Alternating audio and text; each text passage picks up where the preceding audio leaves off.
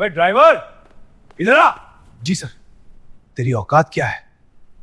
पहले मैं मेरे जूते साफ कर दिया। सर इससे जूते ही नहीं, कैंटीन के झूठे बर्तन भी धुलवा लो। वैसे भी ऐसे लोग इसी काम के लिए पैदा होते हैं। इसकी शक्ल देखो, लगता है कई दिनों से ठीक से खाना भी नहीं खाया। ऐसे लोगों को इज्जत नहीं, बस हुक्म देना चाहिए।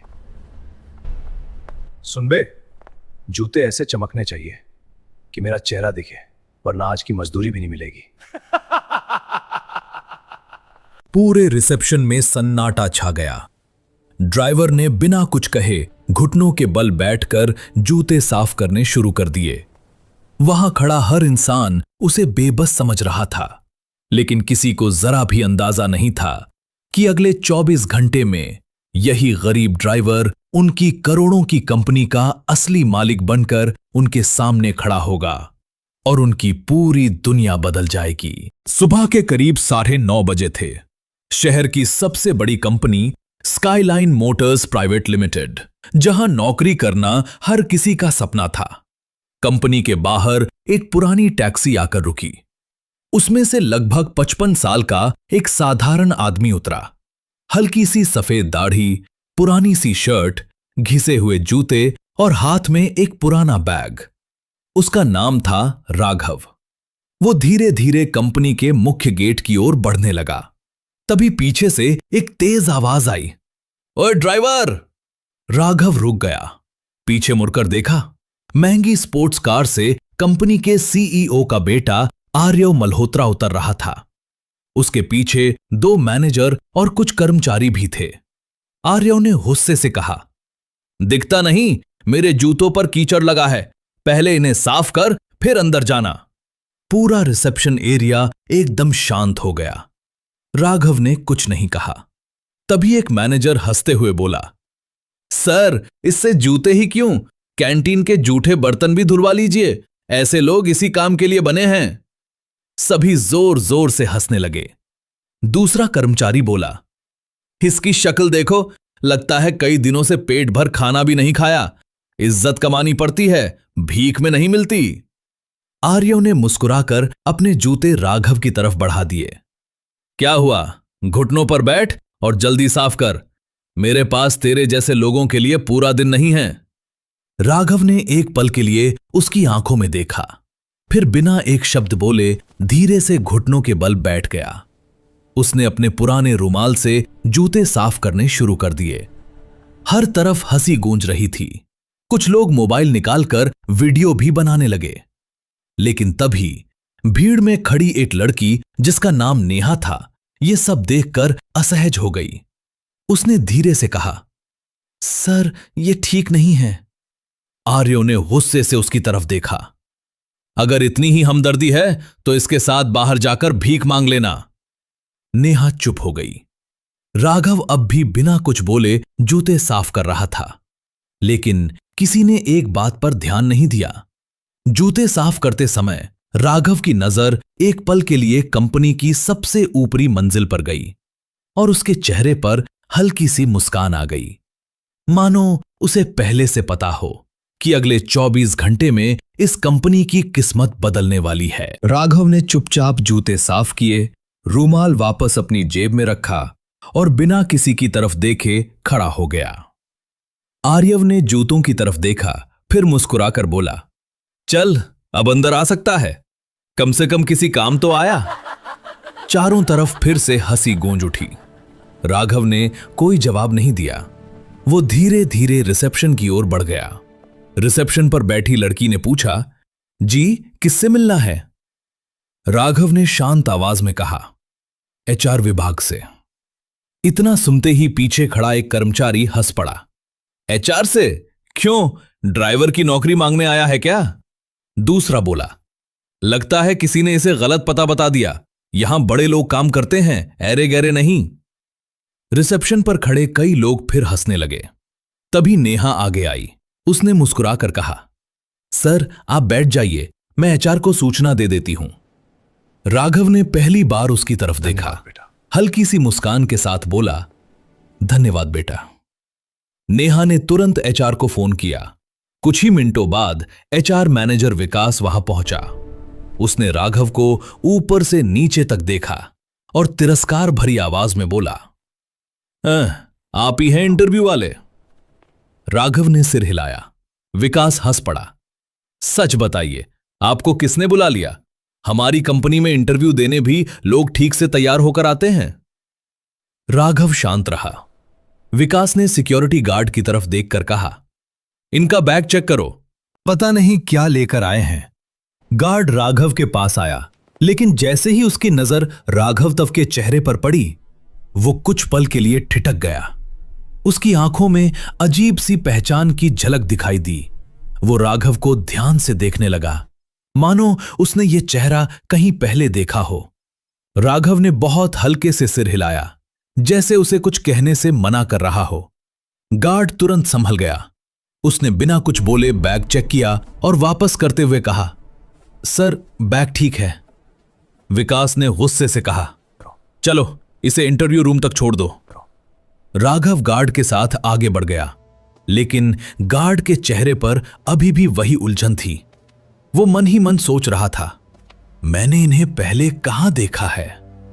उसी समय कंपनी की सबसे ऊपरी मंजिल पर चेयरमैन के बंद पड़े केबिन का दरवाजा धीरे धीरे अपने आप खुल गया और अंदर रखी एक पुरानी तस्वीर एयर कंडीशनर की हवा से जमीन पर गिर गई। राघव एचआर मैनेजर विकास के पीछे पीछे इंटरव्यू रूम तक पहुंचा। दरवाजे के बाहर विकास बोला, यहीं बैठो, जब बुलाएंगे तब अंदर आना, बिना पूछे कहीं मत जाना। राघव ने शांत स्वर में कहा, ठीक है। विकास चला गया। कॉरिडोर में बाकी उम्मीदवार अपने दस्तावेज देख रहे थे, जबकि राघव एक कोने में चुपचाप बैठ गया। तभी सामने लगी बड़ी स्क्रीन पर कंपनी का प्रमोशनल वीडियो चलने लगा। स्काईलाइन मोटर्स, 25 वर्षों से विश्वास का नाम।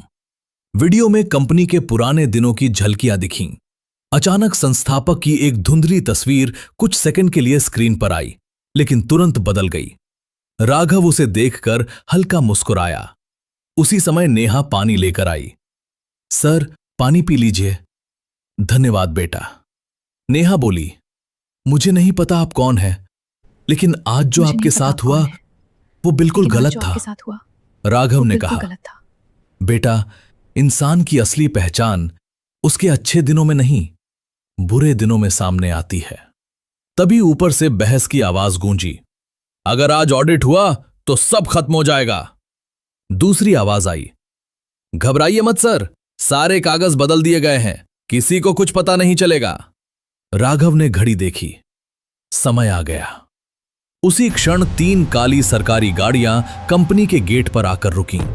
अधिकारी और लीगल टीम अंदर पहुंची। मुख्य अधिकारी ने घोषणा की, आज स्काईलाइन मोटर्स में विशेष ऑडिट होगा। जब तक जांच पूरी नहीं होती, कोई भी कर्मचारी कंपनी से बाहर नहीं जाएगा। पूरे ऑफिस में अफरा तफरी मच गई। कैबिन में बैठे आर्यव मल्होत्रा ने गुस्से में कहा, किसने बुलाया इन्हें?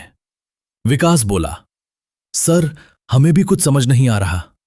आर्यव ने गिलास फेंक दिया, अगर एक भी फाइल इनके हाथ लग गई तो सब खत्म हो जाएगा।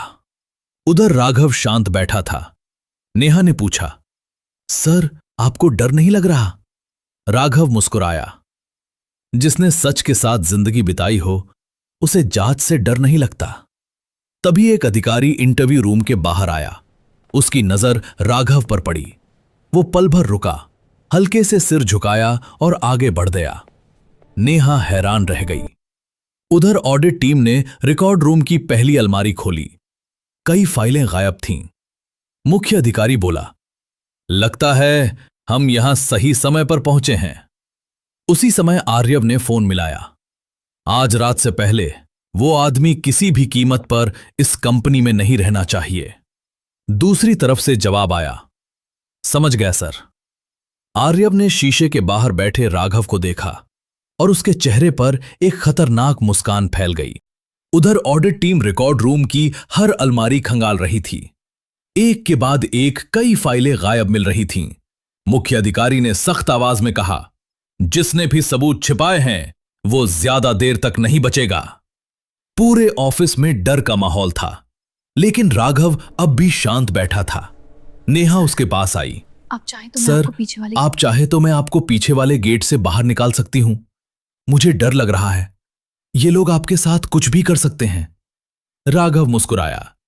अगर मैं आज चला गया तो बहुत से लोग हमेशा के लिए हार जाएंगे। तभी विकास 2 सिक्योरिटी गार्डों के साथ पहुंचा। तुम्हारा इंटरव्यू कैंसिल हो गया है, बाहर निकलो। कारण? कारण जानना तुम्हारा अधिकार नहीं है।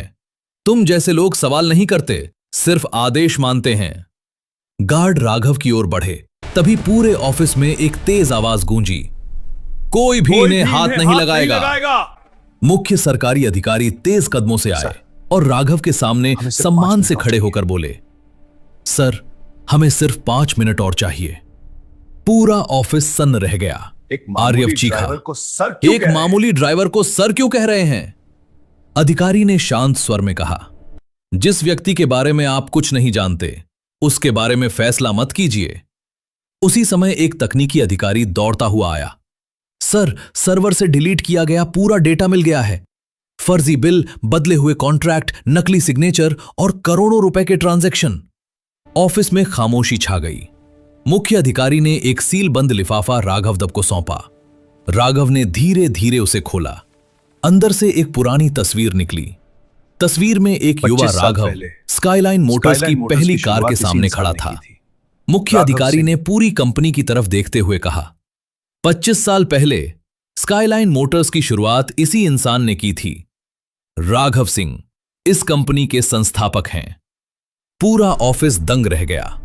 आर्यव लड़खड़ाकर बोला, नहीं, ये नहीं हो सकता। मुख्य अधिकारी ने मूल रजिस्ट्री और अदालत से सत्यापित दस्तावेज सबके सामने रख दिए। अब किसी के पास कुछ कहने को नहीं बचा। आर्यव रोते हुए राघव के पैरों में गिर पड़ा। मुझे माफ कर दीजिए, मुझसे बहुत बड़ी गलती हो गई। राघव ने उसे उठाया और शांत स्वर में कहा, गलती जूते साफ करवाने की नहीं थी, गलती एक इंसान को छोटा समझने की थी। मुख्य अधिकारी बोले, करोड़ों के घोटाले, फर्जी कॉन्ट्रैक्ट और कर्मचारियों के शोषण के आरोप में आर्यव मल्होत्रा और मैनेजर विकास को गिरफ्तार किया जाता है।